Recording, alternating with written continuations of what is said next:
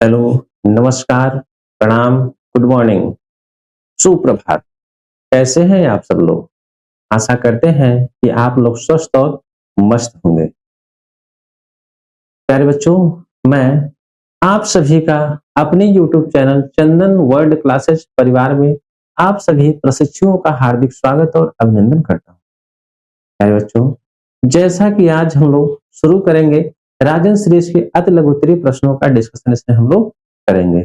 बाबू, समय को ना गंवाते हुए हम लोग शुरू करते हैं अपना पहला क्वेश्चन। तो चलिए देखते हैं पहला क्वेश्चन क्या है। तो बाबू, पहला क्वेश्चन है कि एक कक्ष की लंबाई 10 मीटर और चौड़ाई 6 मीटर है, ऊंचाई 5 मीटर। कक्ष की चारों दीवारों का क्षेत्रफल ज्ञात कीजिए। तो बाबू, इस प्रश्न में हमको यह पता चल रहा है कि हमको निकालना क्या है। तो बाबू, निकालना क्या है कि चारों दीवारों का क्षेत्रफल निकालना है। क्या निकालना है? चारों दीवारों का क्षेत्रफल। लेकिन किसका? कमरे का। तो बाबू, हम जानते हैं कि इसका फार्मूला होता है, अगर हम कहें कमरे की चारों दीवारों का क्षेत्रफल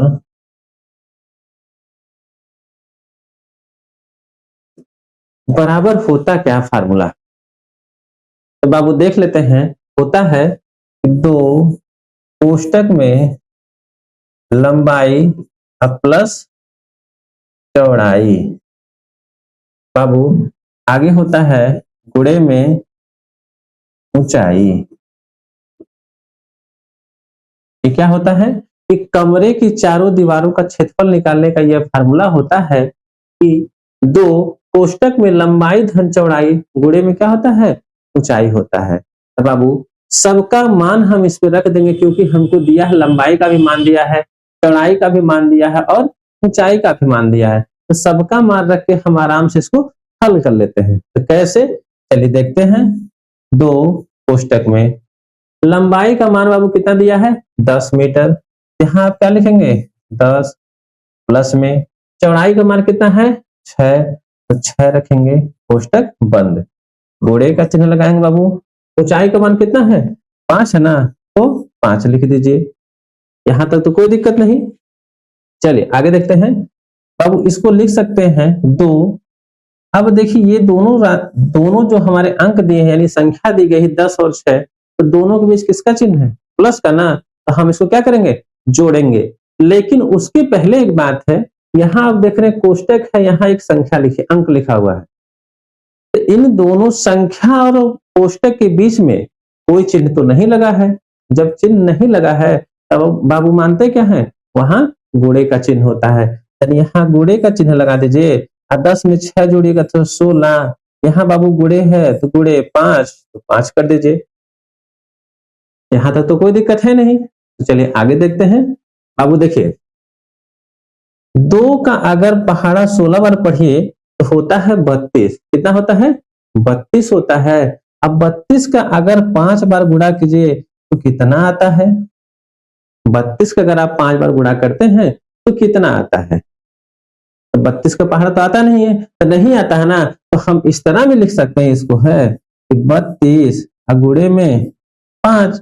बाबू, इसके आगे की तो प्रक्रिया आपको पता है ना कैसे करेंगे। तो कैसे देखते हैं। देखिए 2 पंजे 10 के 0, हासिल कितना हो गया? 1 हो गया।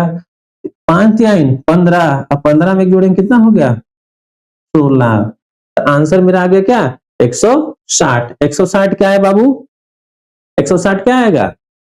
मात्रक आप देखिए यहाँ क्या है? मीटर है ना। तो बाबू यहाँ भी देखिए मीटर में था, यहाँ भी मीटर में। तो मीटर का मीटर में जब गुणा होता है तो आंसर आता है वर्ग मीटर आता है। यानी यहाँ लिख सकते हैं 160 वर्ग मीटर। क्या लिख सकते हैं बाबू? 160 वर्ग मीटर। यही हमारा क्या है? करेक्ट इसका आंसर है। तो चलिए देखते हैं बाबू अगला क्वेश्चन क्या है। अगला क्वेश्चन है कि दो संख्याओं का योग 15 है। दो संख्याओं का योग 15 है। उनमें से एक संख्या दूसरी की 4 गुनी है, तो संख्या ज्ञात कीजिए। तो बाबू एक बात ध्यान देने की बात है कि आप देख सकते हैं, कहा है कि दो संख्याओं का योग दिया है 15, लेकिन हमसे यह नहीं बताया कि वो संख्या है कौन। वो नहीं बताया है। जब नहीं बताया है तो हम मान लेते हैं संख्याओं को हम अल्फाबेट में मानेंगे। तो चलिए कैसे लिखिए, माना पहली संख्या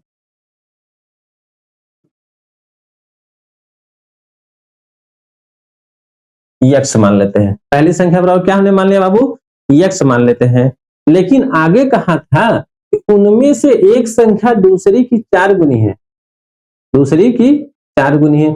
अगर एक संख्या यक्स है तो इसी का 4 गुना कितना होगा, 4x होगा ना।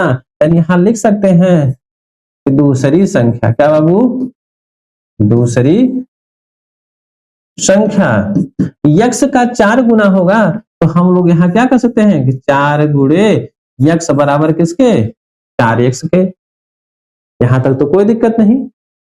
आगे देखते हैं, कहा था कि इन्हीं दोनों संख्याओं को जोड़ने पर कितना योग आ रहा है, 15 आ रहा है ना। तो हम करके देख लेते हैं। यानी पहली संख्या अधन दूसरी संख्या बराबर किसके है, 15 के है। ये किसके अनुसार आया, यह आया है बाबू प्रश्नानुसार। क्या, प्रश्नानुसार।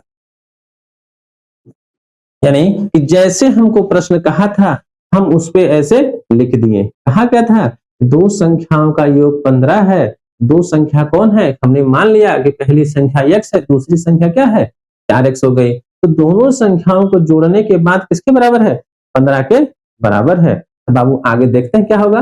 देखिए 4x में 1x जोड़िएगा तो आएगा यहाँ 5x आ गया। 5x बराबर किसके, 15 के। अब इसके बाद हम क्या करेंगे, आप देख रहे हैं यहाँ 5x है, जिसमें 5 क्या है, अचर राशि है, x क्या है, चर राशि है। तो आप कह सकते हैं x का जो गुणांक है वह कितना है, 5x, 5 है। तो बाबू इधर 5 है, तो ये भी देखिए कि गुणा के साथ है। तो जब दूसरी तरफ जाए तो क्या होगा, भाग हो जाएगा। तो 15 भागे 5, भाग कीजिएगा तो कितना आएगा, 3 आएगा। x का मान बाबू कितना आ गया, 3। तो पूछा गया था हमसे, संख्या पूछा था ना, यानी पहली संख्या आप यक्स माने थे, यानी लिख सकते हैं कि पहली संख्या बराबर 3 हो गया। बाबू दूसरी संख्या क्या होगा आपका, दूसरी संख्या बराबर 4x है ना। तो 4 गुणे x का मान रख दीजिए तो 3, तो 4 3 12। यही हमारा क्या है, आंसर हो गया। यही हमारा क्या बाबू, आंसर है।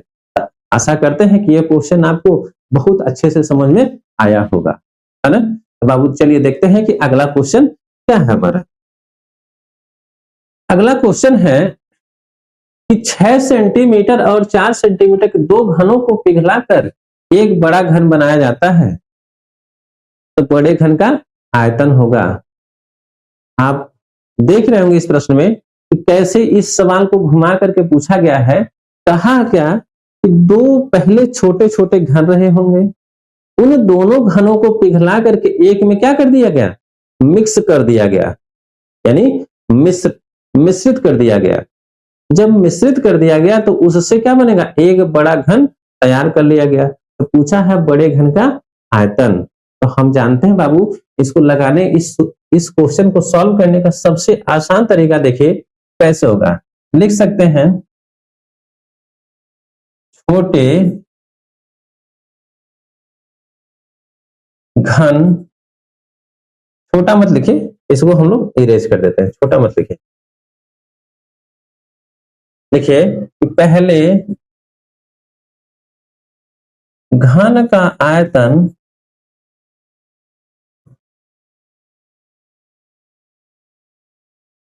पहले घन का आयतन अब प्लस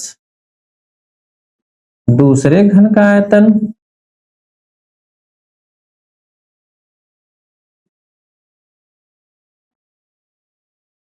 दूसरे घर का आयतन, इन्हीं दोनों घनों का जो योगफल है वह किसके बराबर है, बड़े बड़े घन का आयतन बड़े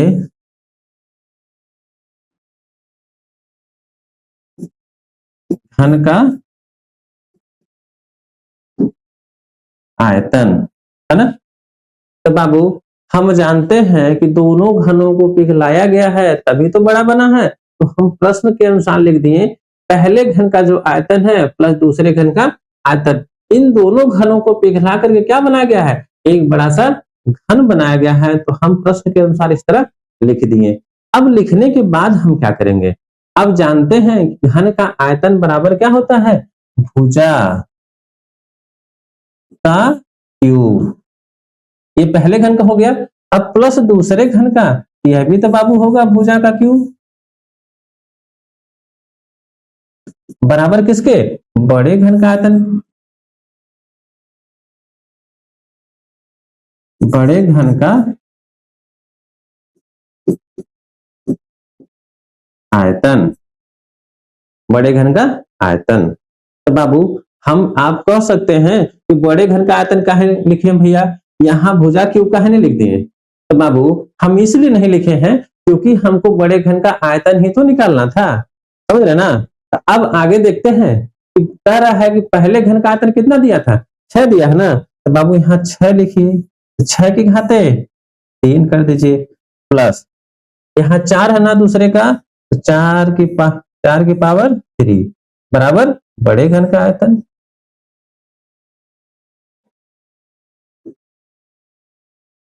बड़े घन का आयतन।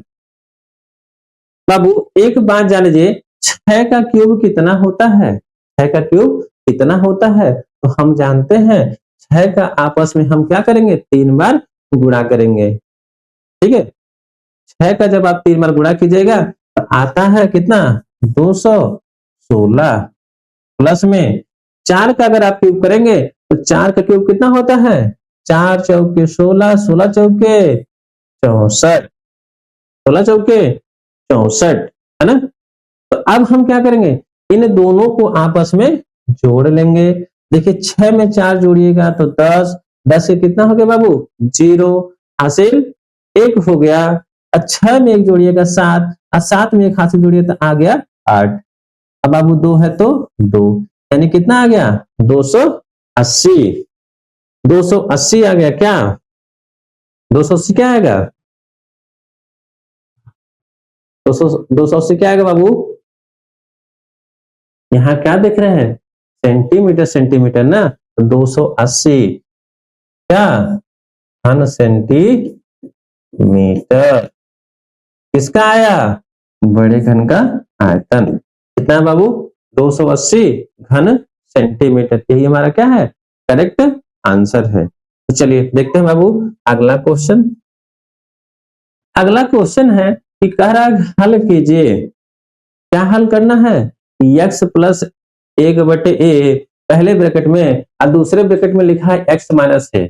तो बाबू आपको पता है, पता क्या है, जब दो ब्रैकेटों के बीच कोई चिन्ह नहीं होता है तो हम समझते वहां क्या करना है, गुणा करना है। बाबू गुणा कैसे करते हैं, चलिए देख लेते हैं। क्वेश्चन आपका लिखा है x प्लस 1/a, यही क्वेश्चन है। इसमें गुणा करना किसमें, x माइनस a से गुणा करना है ना। तो आप जानिए रहे हैं गुणा कैसे होता है।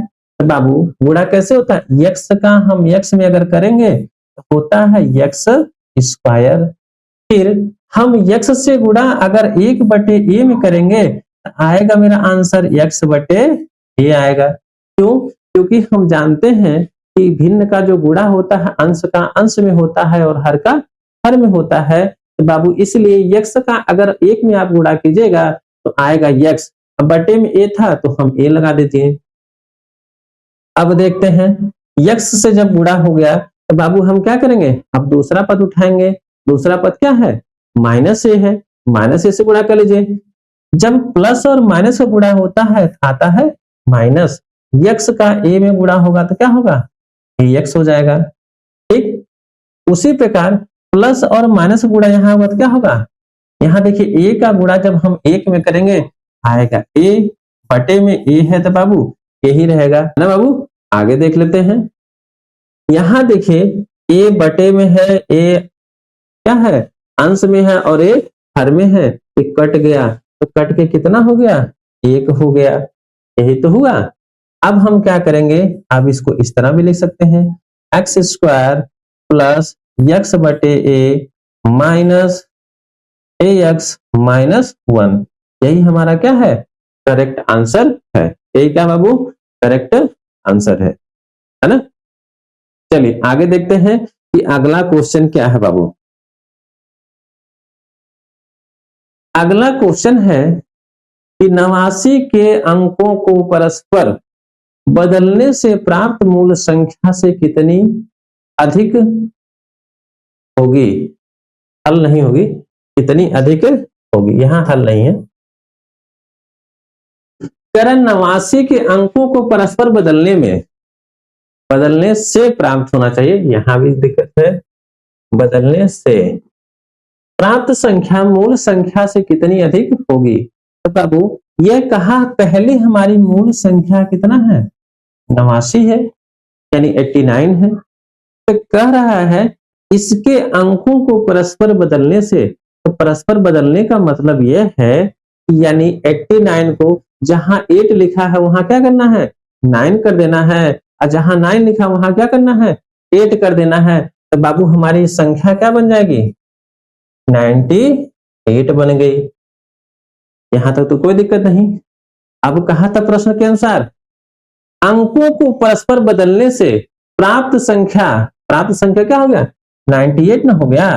कह रहा है कि मूल संख्या से कितनी अधिक है, मूल संख्या मतलब कितना, 89। तो हम क्या करेंगे बाबू, जब किसी प्रश्न में कितना अधिक रहे चाहे कितने कम की बात किया जाए, तो आप एक ही बात ध्यान दीजिएगा कि हमेशा वहां क्या करते हैं, बड़ी संख्या से छोटी संख्या को घटा देते हैं।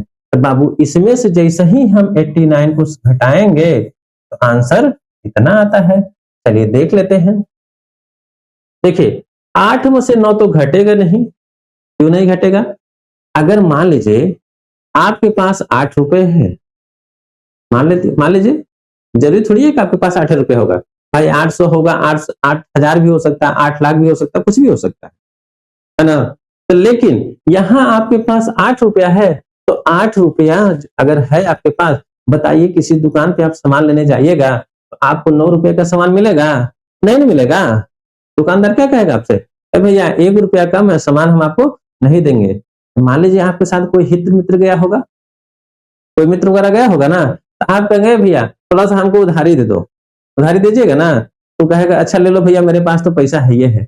उधारी जब आपको दे देगा, इस 8 का जो मान हो जाएगा कितना होगा, 18 हो जाएगा, 18 हो जाएगा। 18 में से जब 9 घटाइएगा तो कितना आएगा, 9 ही तो आएगा। अब देखिए जब इसको एक उधारी दे दिया तो बाबू कितना यहाँ बच गया, 8 ही न बचा। अब 8 में से 8 जब निकालिए जाएगा तो बचे कितना, 0 बचेगा। क्या बचेगा, 0 बचेगा। यानी मेरा आंसर कितना आ गया, 9। यानी आप कह सकते हैं अगर 89 यानी 89 के परस्पर अंकों को बदलने पर जो हमारा परिणाम आता है 98, उस परिणाम से मूल संख्या का जो अंतर है वह किसके बराबर है, 9 के बराबर है। यही हमारा क्या है बाबू, करेक्ट आंसर है। चलिए आगे देखते हैं अगला क्वेश्चन।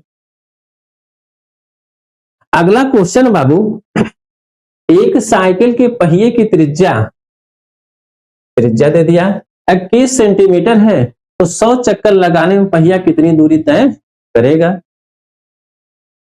कितनी दूरी तय करेगा। तो बाबू एक बात ध्यान दीजिएगा, मान लेते हैं कि एक साइकिल का पहिया कैसा होता है, साइकिल का जो पहिया होता है वो कैसा होता है, गोले के आकार का होता है ना। तो गोले का आकार, तो पहिया जब घूमता कैसे है, तो आप जानते हैं कि पहिया एकदम सर्कल की तरह घूमता है। तो सर्कल जब निकालना रहे तो सर्कल किसके अनुसार निकलता है, पहिया जब घूमेगा तो उसके बाहरी आवरण के अनुसार ही ना घूमेगा। वहां क्या निकालते हैं, वृत्त की परिध निकालते हैं। क्या निकालते हैं भैया, वृत्त की परिध। यहां लिख सकते हैं पहिए की परिधि। तो वृत्त का पहिया यानी पहिए की परिधि क्या होता है? 2πr होता है। पहिए की परिधि क्या हो जाएगा बाबू? 2πr। तो मान यहां रख दीजिए। 2 इंटू पाई का मान कितना होता है? 22/7। और आर त्रिज्या कितना दिया है? यहाँ 21 दिया है ना, यहाँ आप लिख दीजिए 21। अब बाबू भाग दीजिए, 7 से काटेगा 3 बार कट गया है ना। अब इधर क्या बच गया? 2 गुणे में 22 गुणे में 3, यही तो बचा। अब हम क्या करेंगे? इन सब का आपस में गुणा करेंगे। देखिए 2 का गुणा जब 22 में कीजिएगा तो आ जाएगा 44, और गुणे में 3 कीजिएगा तो बाबू कितना आएगा? देखिए 3 चौके 12 के 2 हासिले 3 चौके 12 1 13 आया कितना? 132 आ गया ना। 132 क्या आया? सेंटीमीटर आ गया। क्यों? क्योंकि यहां देख रहे त्रिज्या किसमें दिया है? सेंटीमीटर में है। अब बात आती है, पूछा क्या था कि 100 चक्कर लगाने में पहिया कितनी दूरी तय करेगा? तो बाबू हम यहां से क्या निकालें? वृत्त की परिधि निकाले ना। तो वृत्त की परिधि यानी एक चक्कर जब लगाएगी यह 132 सेंटीमीटर का चक्कर लगाएगी। लेकिन लगाना कितना है? 100 चक्कर ना। तो लिख सकते हैं कि 100 चक्कर लगाने के लिए तो हम 132 में 100 से बाबू क्या करेंगे? गुणा करेंगे। 132 में क्या कर देंगे? 100 से गुणा। क्यों किए गुणा? क्योंकि एक चक्कर में 132 सेंटीमीटर चलाती है, 132 सेंटीमीटर की दूरी तय करती है। तो 100 चक्कर में तो 100 से क्या करेंगे? गुणा कर देंगे। बाबू गुणा कीजिएगा तो आएगा 132। यहाँ 2 जीरो था तो 2 जीरो लगा दिए। यही हमारा क्या है बाबू? यही क्या है? हमारा करेक्ट आंसर है। अब एक बात और समझ आ सकती है आपको, है कैसे? देखिए इसी को हम और शॉर्ट कर सकते हैं। शॉर्ट करने के लिए यहाँ जो हम वृत्त का परिधि निकाले हैं ना, तो इसका देखिए बाबू एक और तरीका होता है।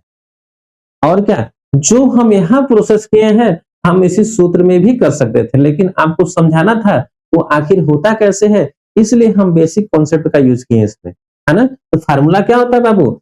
चक्कर की बात पूछेगा ना तो हम लिख सकते हैं 2πr होता है। 2π क्या होता है? आर्यन होता है फार्मूला। ठीक है। यानी क्या? चक्करों की संख्या। यानी क्या होता है? चक्करों की संख्या। तो संख्या कितना दिया है? 100। तो देख लेते हैं बाबू, 2 इंटू पाई का पहलू पुट कीजिए 22/7, आर का मतलब 21 गुणे एन का मतलब 100 कर लीजिए। एन का मतलब क्या हो गया? 100 हो गया ना। बाबू अब हम लोग कैसे करेंगे? देखिए 7 से काटेगा 21, 3 बार कटेगा, हो गया बाबू 2 गुणे 22 गुणे 3 गुणे 100। फिर देखिए वही चीज आएगी नहीं आया? सेम चीज देखिए वही चीज आया ना। तो हम इसका आपस में गुणा कर लेंगे। तो गुणा करने के बाद क्या आएगा? 132 सेंटीमीटर, है ना बाबू। आपको दोनों तरीका से हम बता दिए, एक फार्मूला बेस और एक बेसिक बेस, दोनों तरीके से बता दिए आपको। आशा करते हैं कि यह क्वेश्चन आपको अच्छे से समझ में आया होगा। तो बाबू चलिए देखते हैं कि अगला क्वेश्चन क्या है हमारा। अगला क्वेश्चन है एक 5 मीटर गुणे 2 मीटर आयताकार पेदे वाले हौज में 1.5 मीटर की ऊंचाई तक पानी भरा है। ज्ञात कीजिए हौज में कितने लीटर पानी भरा है ना। तो बाबू हमको कुछ नहीं करना है। सबसे पहले हम देखेंगे कि जो हमारा क्या है? हौज है। हौज कैसा है? आयताकार है ना। तो आयत आयत में क्या चीज होता है? लंबाई और चौड़ाई होता है, ऊंचाई भी तो होता है, ऊंचाई होता है ना। क्यों? क्योंकि जैसे मान लीजिए कोई बाल्टी रखा हुआ है, बाल्टी का टब देख लीजिए, जैसे ट्यूबवेल का टब हो गया। ट्यूबवेल का टब कैसा होता है? वर्गाकार भी होता है, आयताकार भी बनाते हैं लोग कहीं कहीं, है ना। तो बाबू देखिए एक होता है लंबाई, एक होता है चौड़ाई, एक क्या होता है उसमें? ऊंचाई भी होता है। तो कैसे? यहाँ देख सकते हैं आयत का जो लंबाई दिया है ना, वह कितना बाबू 5 सेंटीमीटर 5 मीटर दिया गया है। और क्या दिया गया है, चौड़ाई भी दिया गया है। चौड़ाई कितना है बाबू 2 मीटर है ना। लेकिन कहा था ऊंचाई भी इसमें दिया है, क्या दिया बाबू, ऊंचाई भी दिया है कितना 1.5 मीटर दिया गया है। ठीक है, यहां तक तो कोई दिक्कत नहीं। तो पूछा क्या था, पूछा क्या था, क्या कि हौज में कितने लीटर पानी भरा है। तो हौज हौज में कितने लीटर पानी भरा है ना, क्या निकलना है, पानी का आयतन निकाल लीजिए, चाहे हौज का आयतन निकाल लीजिए। तो बाबू यहां से हम लिख सकते हैं कि पानी का आयतन,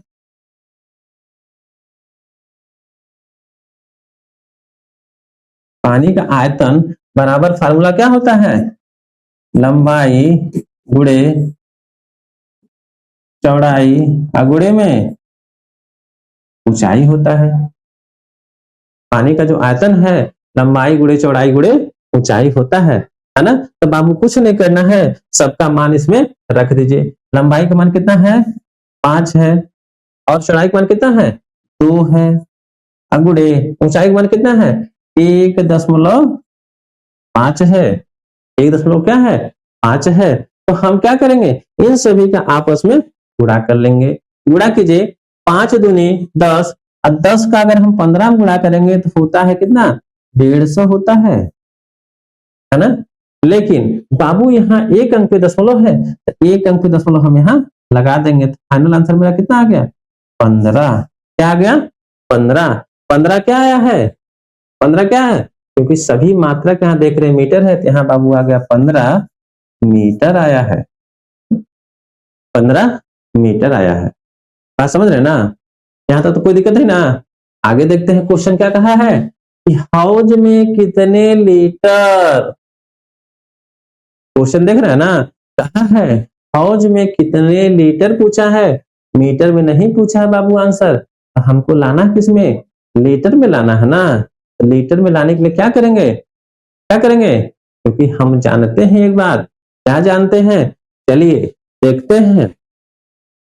होता क्या है कि 1 लीटर, क्या बाबू 1 लीटर बराबर क्या होता है, 1 लीटर बराबर होता है 1000, 1000 क्या 1/1000 मीटर होता है। क्या होता है 1 लीटर बराबर 1/1000 मीटर होता है।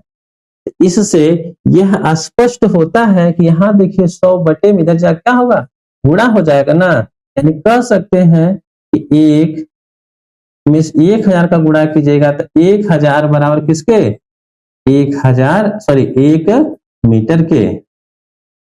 बात समझ रहे ना, यानी 1000 लीटर बराबर किसके 1 मीटर के। तो बाबू यहाँ दिया था 15 मीटर, तो 15 जब 1 मीटर में 1000 लीटर, तो 15 मीटर में 15 मीटर में बाबू 15 गुणे 1000 से हम गुणा करें तो आंसर आएगा 15,000 लीटर, 15,000 लीटर।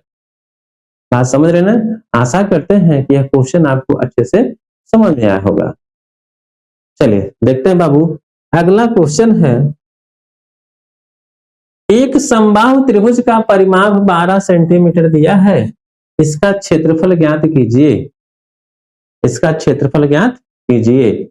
बाबू समबाहु त्रिभुज का क्षेत्रफल हमको निकालना है, दिया क्या है परिमाप दिया है। तो हम जानते हैं समबाहु त्रिभुज का जो परिमाप होता है, समबाहु त्रिभुज का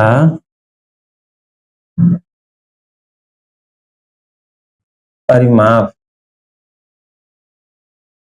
समबाहु त्रिभुज का परिमाप जो होता है वह होता है 3 गुणे भुजा। 3 गुणे क्या होता है बाबू भुजा। यहां देख रहे हैं परिमाप का मान दिया है 12 बराबर किसके 3 गुणे भुजा का। इधर देखिए 3 गुणे में इधर जा क्या होगा भाग होगा, हम लिख सकते हैं कि 12/3 बराबर किसके भुजा के ना, काटिएगा कितना हो गया 4, 4 बराबर किसके बाबू भुजा ना, यानी भुजा का मान जब हमको 4 निकल गया है तो अब हमको निकालना क्या था, क्षेत्रफल ना। तो बाबू क्षेत्रफल यानी किसका, समबाहु त्रिभुज का क्षेत्रफल। असमबाहु त्रिभुज का क्षेत्रफल जो होता है क्या होता है, यहां लिख सकते हैं कि समबाहु त्रिभुज का क्षेत्रफल बराबर होता फार्मूला √3/4 इंटू साइड स्क्वायर। क्या होता है बाबू, साइड यानी भुजा लिखिए, भुजा का स्क्वायर। तो √3/4 इंटू साइड स्क्वायर यानी भुजा स्क्वायर। तो बाबू भुजा का मान कितना है, 4 है ना, यहां रख दीजिए √3/4 इंटू 4 का स्क्वायर। स्क्वायर का मतलब क्या हो गया बाबू, स्क्वायर का मतलब क्या, इसी 4 का आपस में 2 बार गुणा होना।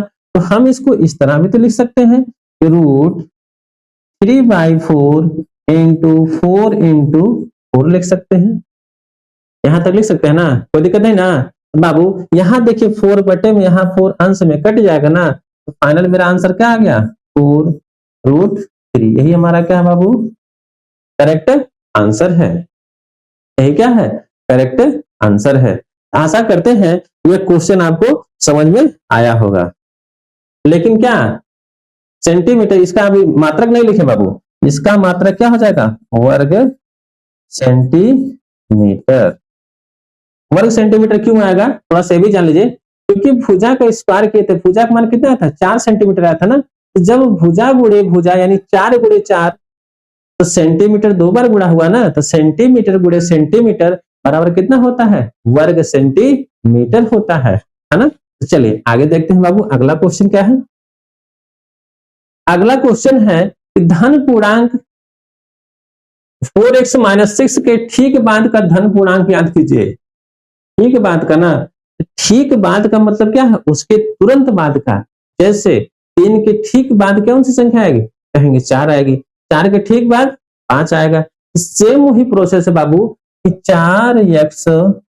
4x-6 के ठीक बाद की संख्या जब निकालना रहे तो हमको कुछ नहीं करना होता है, हम उसमें एक को जोड़ देते हैं। बाबू इसमें आप क्या करेंगे, एक जोड़ दीजिए, इसमें आप एक जोड़ देंगे ना, तो उसके ठीक बाद की संख्या हमको प्राप्त हो जाएगा। तो कैसे, चलिए देखिए यहाँ 6 ऋण में, यहाँ 6 धन में है, तो बाबू यह जुड़ेगा, नहीं ना जुड़ेगा। क्यों नहीं जुड़ेगा, क्योंकि हम जानते हैं कि विपरीत चिन्ह हमेशा आपस में क्या होते हैं, घटते हैं। तो 6 में से 1 घटाइएगा तो आंसर आएगा 5 आएगा। तो आप कह सकते हैं यहाँ माइनस काहे लगाए हैं, प्लस काहे लिखे हैं। तो बाबू हमेशा ध्यान दीजिएगा कि बड़ी संख्या के सामने जो चिन्ह रहता है वही हम लोग आंसर में लगाते हैं। यहाँ देख रहे हैं कि 1 और 6 में बड़ी संख्या कौन है, 6 है ना, तो 6 के सामने ऋण चिन्ह है, तो इसलिए यहाँ हम क्या लगाए, ऋण लगाए, इसलिए ऋण 5 हो गया। यही हमारा क्या है बाबू, करेक्ट आंसर है। चलिए आगे देखते हैं अगला क्वेश्चन क्या है बाबू। अगला क्वेश्चन आपका है ऋण 2/3 प्लस ऋण 4/5 ऋण 6/7 को सरल कीजिए। तो क्वेश्चन है ऋण 2/3 प्लस ब्रैकेट में -4/5 माइनस 6/7 है। बाबू आपको भिन्न का तो जोड़ घटाना आइबे करता है, आता है ना, नहीं आता है तो चलिए देखिए लेते हैं ना, इससे कोई अफसोस नहीं है, चलो देख लेते हैं। तो बाबू है क्या, -2/3। अब हम क्या करेंगे, यहाँ सबसे पहले इस ब्रैकेट को तोड़ेंगे, ब्रैकेट को तोड़ेंगे। तो जैसे ही ब्रैकेट को तोड़ेंगे देखिए यहाँ प्लस चिन्ह यहाँ माइनस चिन्ह है, तो चिन्ह क्या होगा, बदल जाएगा, क्योंकि प्लस माइनस हमेशा क्या होता है, माइनस होता है। यहाँ लिख सकते हैं -4/5 माइनस 6/7, है ना। यहाँ तक तो आपका लेंगे, कोई दिक्कत नहीं है। बाबू अब देखिए जब भिन्नों का जोड़ घटाना करना होता है, जब भिन्नों का जोड़ घटाना करना होता है तो हम सबसे पहले क्या देखते हैं, उसका हर चेक करते हैं। हर में क्या देखते हैं कि हर बराबर है कि नहीं, हर बराबर है कि नहीं। यहाँ देख रहे हैं इस भिन्न में कि हर बराबर नहीं है। जब हर बराबर नहीं रहता है तो हम हर का क्या लेते हैं, एलसीएम लेते हैं, तो बाबू हम इसको इस तरह भी लिख सकते हैं, 3 गुणे 5 गुणे 7 लिख सकते हैं। यहां तक तो कोई दिक्कत नहीं, नहीं ना। अगर यहाँ इस तरह नहीं करना है तो आप यहाँ गुणा कर सकते हैं, 5 तियाइन 15, अब 15 सत्ते कितना होता है, हम जानते हैं कि 15 सत्ते 105 होता है। ठीक है, तो बाबू यहाँ यह ना लिख करके हम 100 क्या लिख दिए, 105 लिख देते हैं। चलिए 105 लिख दिए, यहां तक तो कोई दिक्कत नहीं। अब क्या करते हैं, पहली भिन्न के हर से इसमें हम भाग करेंगे। पहली भिन्न के हर से हम इस एलसीएम में क्या करेंगे, भाग करेंगे। तो भाग कीजिए, 3 का भाग 105 में कितनी बार जाएगा, तो आपको भी संशय हो जाएगा। तो संशय नहीं देखना है, क्या करना है, देखिए 3 का भाग यहाँ 10 में जाएगा तो 3 बार जाएगा। कितनी बार जाएगा बाबू, नहीं समझ आता ऐसे आप लिख लीजिए, है ना। तो 10 में यानी 10 में से 9 घटेगा तो बचेगा 1, क्या बचेगा, 1 बचेगा। और 5 को उतारेगा तो हो जाएगा 15। 3 का भाग 15 में कितनी बार, 5 बार जाएगा। कितनी बार गया बाबू भाग, 35 बार गया ना। तो उस 35 का गुणा किसमें आप करना है, 2 में, यानी उसी के अंश में। 35 का गुणा जब 2 में कीजिएगा तो आएगा 35 दूना 70, लेकिन चिन्ह किसका है, ऋण का ना। ऋण यहाँ क्या करेंगे, लगा देंगे, है ना। अब वही प्रक्रिया बाबू आगे वाले क्वेश्चन हम लोग करेंगे।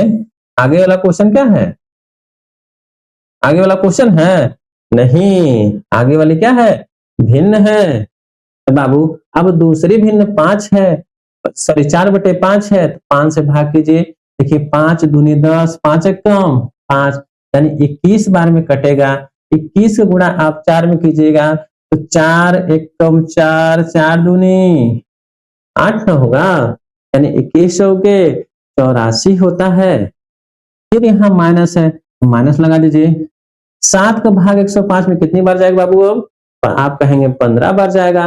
15 का गुणा 6 में तो कितना आएगा, कितना आएगा बाबू, 15 छक्का 90, क्योंकि हम जानते हैं कि 15 पचे होता है 75 और 15 छक्का 90। बाबू ऊपर देख रहे हैं सभी संख्याएं ऋणात्मक है तो आपस में क्या होंगी, जुड़ेंगी।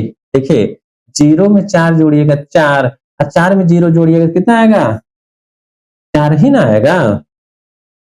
देखिए 9 में 8 जोड़िएगा तो कितना होगा, 9 8, 9 8 कितना होता है, 9 8 17, 9 8 17, और 17 में 7 जोड़िए कितना होगा, 17 7 24। बाबू लिख सकते हैं 24, लेकिन चिन्ह किसका लगेगा, ऋण का, बटे में 105। बटे में क्या लिखेंगे बाबू, 105 लिखेंगे। यही हमारा क्या है, करेक्ट आंसर है ना। चलिए आगे देखते हैं, अगला क्वेश्चन क्या है कि 15 सेंटीमीटर भुजा वाले वर्ग से, यहां 3 क्यों भाई, यह मिसप्रिंट है। वर्ग से 5 सेंटीमीटर भुजा वाले कितने वर्ग काटे जा सकते हैं, क्या बाबू, कह रहा कि 15 सेंटीमीटर भुजा वाले वर्ग से 5 सेंटीमीटर भुजा वाले वर्ग कितने काटे जा सकते हैं। इसका मतलब क्या है, एक बड़ी भुजा है जिसका मान कितना दिया है, 15 दिया गया है। उस 15 वाले भुजा के जो वर्ग बना है उस वर्ग से दूसरे वर्ग के टुकड़े यानी छोटे छोटे काट के निकालना है। उस वर्ग की, लेकिन दूसरा जो काट के निकालेंगे उसका मान कितना है, उस भुजा का 5 सेंटीमीटर है। बात समझ रहे ना, यानी काट के निकालने का मतलब समझते हैं, बराबर बराबर भाग में काट के निकालना है। तो जब बराबर बराबर बांटना रहे या काटना रहे उस परिस्थिति में हमेशा हम बड़ी संख्या में छोटी संख्या से भाग करते हैं। क्या करते हैं बाबू, भाग करते हैं। तो भाग करेंगे किस में, लेकिन उसके पहले हम यहां देखते हैं तो निकालेंगे क्या बाबू, बड़े वर्ग का आयतन। क्या निकालेंगे बाबू, सॉरी, बड़े वर्ग का क्षेत्रफल निकालेंगे। क्या निकालेंगे, आयतन नहीं क्षेत्रफल निकालेंगे। तो क्षेत्रफल यानी क्षेत्र बड़े वर्ग का क्षेत्रफल यानी भुजा के स्क्वायर क्या होगा, फार्मूला है भुजा का स्क्वायर होता है। तो भुजा का मान कितना बाबू 15 ना, 15 का क्या करेंगे स्क्वायर कर देंगे। तो 15 का स्क्वायर कितना होता है, आप कह सकते हैं कि 225 होता है। 225 क्या वर्ग सेंटीमीटर, है ना। अब क्या करेंगे बाबू, छोटे वर्ग का निकालेंगे। क्यों छोटे वर्ग का निकालेंगे, क्योंकि छोटे वर्ग को ही छोटे वर्ग के वर्ग का जो भुजा है उतना ही तो छोटा छोटा काट के निकालेंगे, इसलिए वहां क्या निकालेंगे छोटे वर्ग का आयतन। यहां लिख सकते हैं छोटे वर्ग का आयतन नहीं क्षेत्रफल, क्षेत्रफल। तो क्या होता बाबू भुजा के स्क्वायर ना, तो भुजा का मान कितना दिया है 5 ना, 5 के स्क्वायर, 5 के स्क्वायर करेंगे कितना होगा 25 वर्ग सेंटीमीटर। यहां तक तो कोई दिक्कत नहीं, अगर दिक्कत है तो आप पूछ सकते हैं, ठीक है।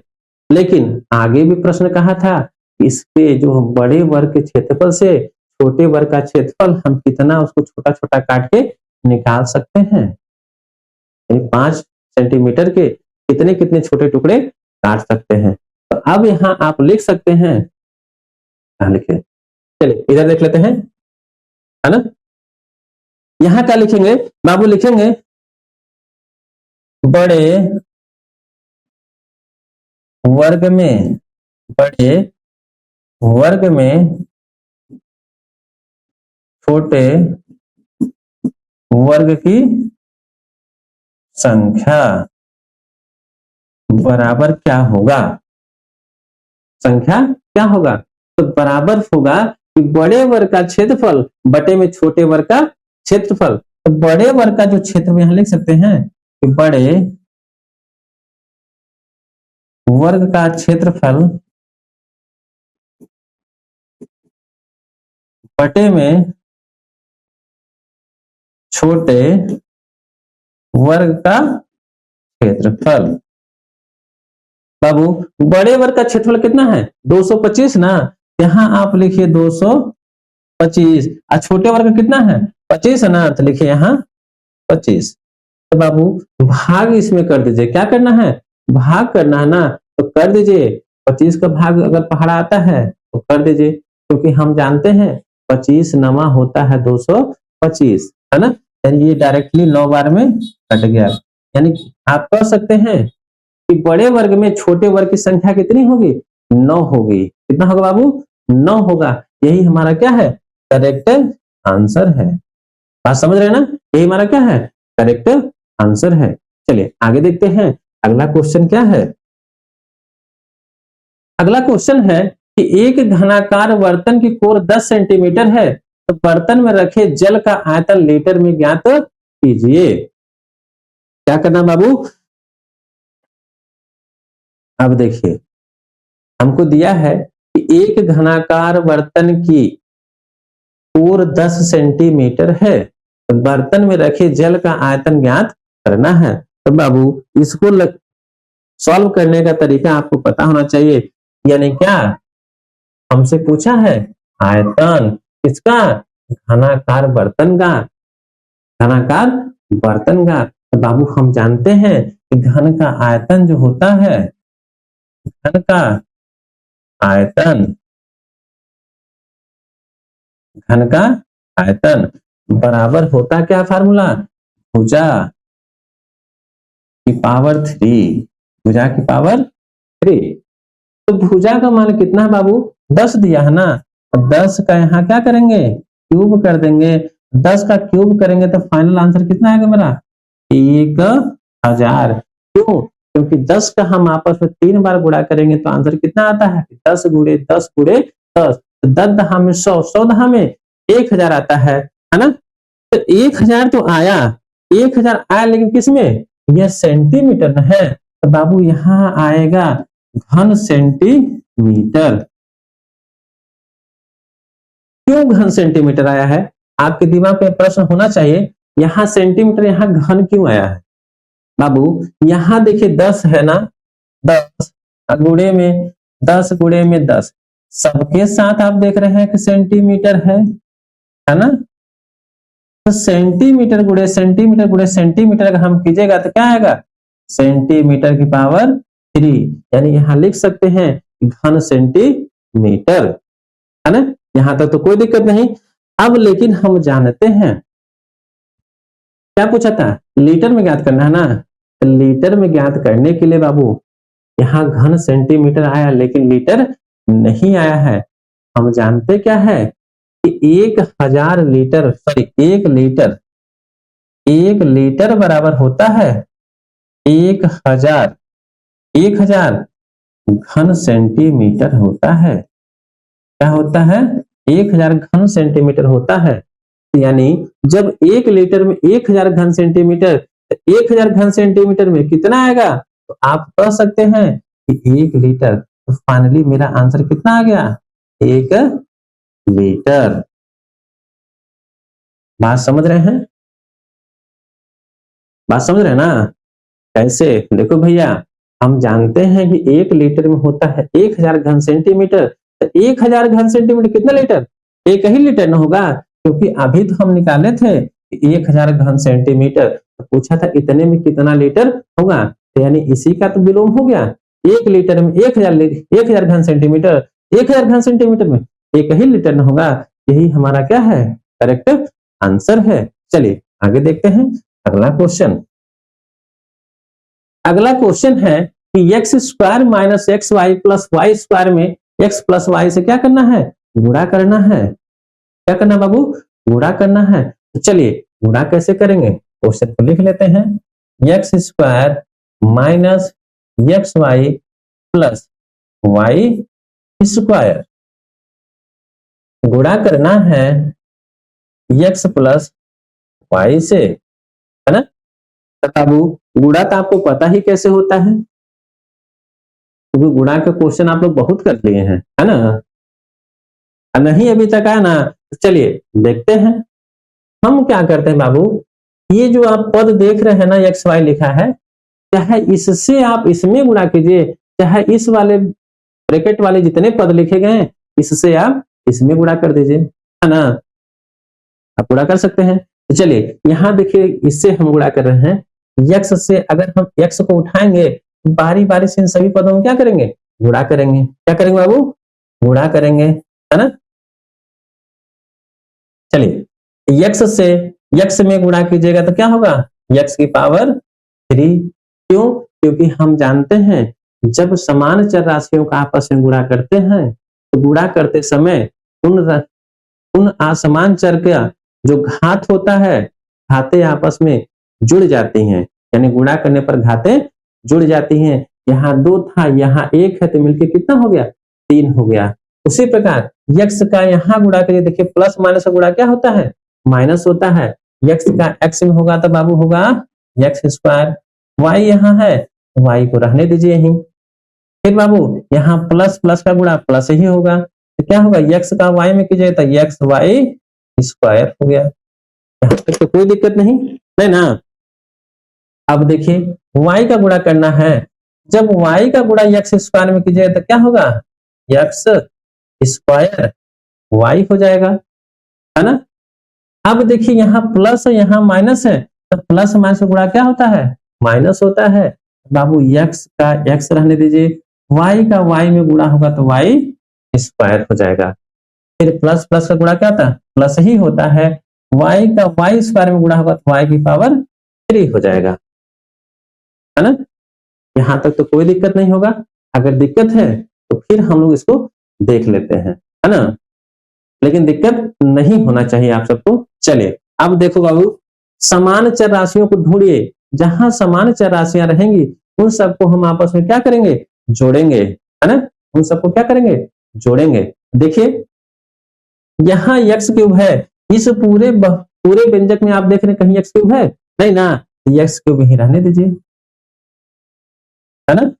अब देखिए यहाँ क्या है? एक्स स्क्वायर वाई है, और देखिए कहीं एक्स स्क्वायर वाई है? यहाँ देखिए एक्स वाई स्क्वायर है, एक्स स्क्वायर वाई नहीं है यहाँ, लेकिन है एक्स स्क्वायर वाई है। तो बाबू यहाँ देख रहे हो आप, यहाँ माइनस है, यहाँ प्लस में है, ये कट के हो गया 0। अब देखिए एक्स वाई स्क्वायर यहाँ प्लस में है, एक्स वाई स्क्वायर यहाँ माइनस है, यह भी क्या हो जाएगा, कट के हो जाएगा 0। बचा क्या यहाँ से बाबू, प्लस वाई की पावर 3। यही हमारा क्या है, करेक्ट आंसर है। यही क्या है बाबू, करेक्ट आंसर है। आशा करते हैं क्वेश्चन भी आपको समझ आया होगा, है ना। चलिए आगे देख लेते हैं अगला क्वेश्चन क्या है।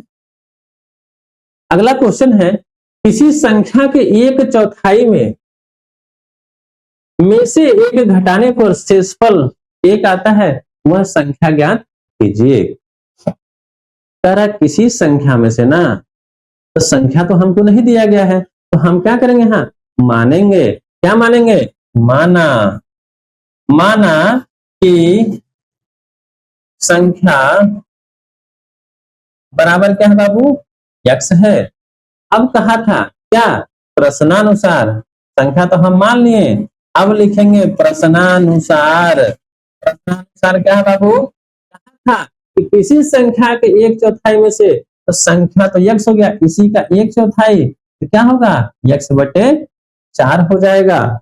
1/4 का मतलब क्या होता है, 1/4। 1 क्या होता है, 4 होता है। तो 1/4 में जैसे ही आप x से गुणा कीजिएगा तो क्या होगा, x का 1 में होगा तो x बटे में 4 हो जाएगा। सेम चीज यहाँ लिखे हैं। अब आगे देखते हैं, 1/4 में से एक घटाने पर, तो भैया 1 घटा दीजिए, शेषफल कितना आता है, 1 आता है। यानी बराबर क्या करेंगे, 1 कर देंगे। अब इसी व्यंजक को यानी इसी समीकरण को हम लोग आपस में हल कर लेते हैं। कैसे, अब देखो भैया, संख्या को संख्या की तरफ आप ले जाइए, है ना। तो देखिए यहां लिख सकते हैं कि x/4 बराबर 1। देखिए इधर इधर क्या होगा, धन हो जाएगा, हो गया 1। x/4 बराबर 1 मिल कितना हो गया, 2 हो गया। अब देखिए इधरों भी 4 है, 4 क्या है, संख्या है ना, तो संख्या तरफ ले जाइए। आप यहां लिख सकते हैं x बराबर 4, इधर बटे उधर जा क्या होगा, गुणा हो जाएगा। 4 का 2 में गुणा होगा तो 4 दूनी 8 हो जाएगा, 4 दूनी 8 हो जाएगा। आप कह सकते हैं वह संख्या क्या है, 8 है। वह संख्या क्या है, 8 है। यही हमारा क्या है बाबू, करेक्ट आंसर है। यही क्या बाबू, करेक्ट आंसर है ना। चलिए आगे देखते हैं अगला क्वेश्चन क्या है। धन पूर्णांक किसे कहते हैं, धन पूर्णांक किसे कहते हैं। तो आप कह सकते हैं कि धन पूर्णांक वे सभी प्राकृतिक संख्याएं होती हैं जो धन चिन्ह युक्त होती हैं। वैसी संख्या क्या कहते हैं, धन पूर्णांक संख्या कहते हैं। तो कह सकते हैं कि धन चिन्ह युक्त, धन चिन्ह युक्त प्राकृतिक संख्या को, प्राकृतिक संख्या को धन पूर्णांक, धन पूर्णांक वाली संख्या कहते हैं।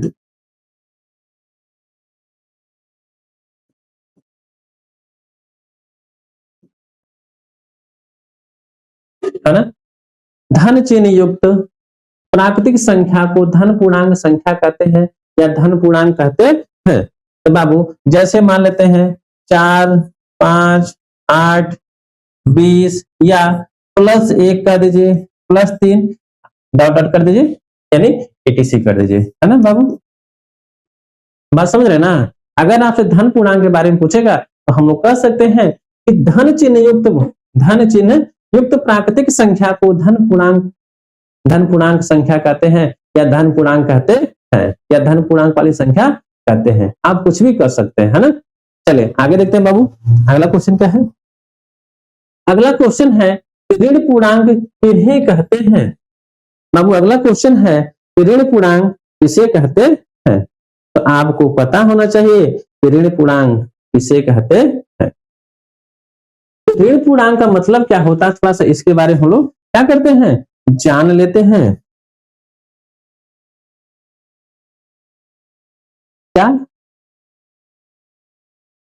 क्या अभी जैसे धन पूर्णांक होता है ना, वैसे क्या होता है, ऋण पूर्णांक होता है।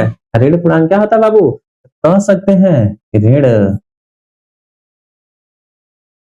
क्या, ऋण चिन्ह युक्त, ऋण चिन्ह युक्त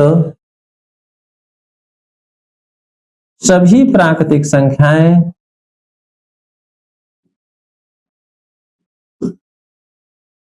सभी प्राकृतिक संख्याएं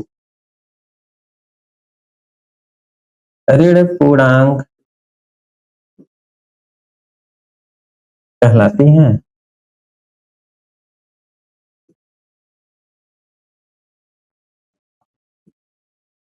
आपने देखा क्या कि ऋण चिन्ह युक्त सभी प्राकृतिक संख्याएं क्या कहलाती हैं, ऋण पूर्णांक कहलाती हैं।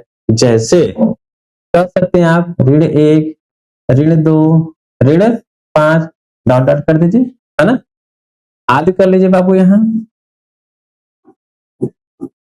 ये क्या है, ये सभी संख्याएं आप देख रहे होंगे ऋण चिन्ह युक्त, ऋण चिन्ह युक्त है, इसलिए कह सकते हैं कि ये सभी संख्याएं क्या है, ऋण पूर्णांक वाली संख्याएं हैं, है ना।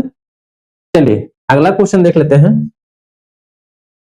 अगला क्वेश्चन है कि 9x स्क्वायर ऋण 64 के गुणनखंड है। क्या बाबू, गुणनखंड है। तो देखिए इसको सॉल्व करने का सबसे आसान तरीका यही है, आसान क्या है कि बाबू हम इसको, आप प्रयास करेंगे कि सर्वसमता में क्या हो, बदल जाए, क्या हो जाए, कोई एक ही है।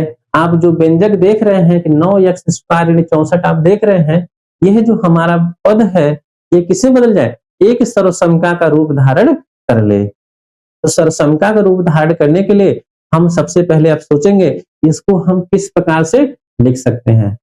लेकिन ध्यान देना होगा बाबू इसमें दो ही पद हैं, तो दो पद हैं तो इसका मतलब दो पद में ही सर्वसमता होनी चाहिए। लेकिन यहां देख रहे हैं स्क्वायर है, यहां माइनस है, तो आपके दिमाग में यह बात आनी चाहिए जब माइनस है तो हमेशा माइनस वाली ही कोई सर्वसमता होगी। दूसरी बात क्या आएगी, यहां स्क्वायर तो यह भी क्या होगा, स्क्वायर में भी होना चाहिए, स्क्वायर में होना चाहिए ना। तो बाबू स्क्वायर में होने के लिए क्या लिख सकते हैं, इसको लिख सकते हैं 3x का होल स्क्वायर माइनस 64 को क्या लिख सकते हैं 8 का होल स्क्वायर। यहां तक तो कोई दिक्कत नहीं है ना। तो बाबू अब देखिए यहां 3x का होल स्क्वायर माइनस 8 का होल स्क्वायर आ गया, तो हम जानते क्या है, एक सर्वसमता आपके दिमाग में होगा ए स्क्वायर माइनस बी स्क्वायर बराबर होता क्या है, एक कोष्टक में होता है a प्लस बी और दूसरे ब्रैकेट में होता है a माइनस बी होता है। तो बाबू अगर हम इसको a मान लें इसको b मान लें तो a square minus B square का रूप हो गया कि नहीं हो गया, हो गया ना। तो बाबू जैसे इसका फैक्टर करने के बाद इतना आया है तो हम इसी पे सबका मान रख देंगे। तो बाबू एक कोष्टक में होता है a प्लस बी, यानी a का वैल्यू यहाँ 3x है और b का वैल्यू 8 है, तो लिख सकते हैं 3x प्लस 8। उसी प्रकार a minus B 3x minus 8, यही हमारा क्या है बाबू, करेक्ट आंसर है। ये क्या है, करेक्ट आंसर है। तो आशा करते हैं यहां तक का क्लास आपको अच्छे से समझ में आया होगा। अगर क्लास पसंद आए तो वीडियो को लाइक शेयर जरूर करें और चैनल को सब्सक्राइब करना ना भूलें। इसी के साथ आज का यह सेशन हम समाप्त करते हैं। जय हिंद, जय भारत।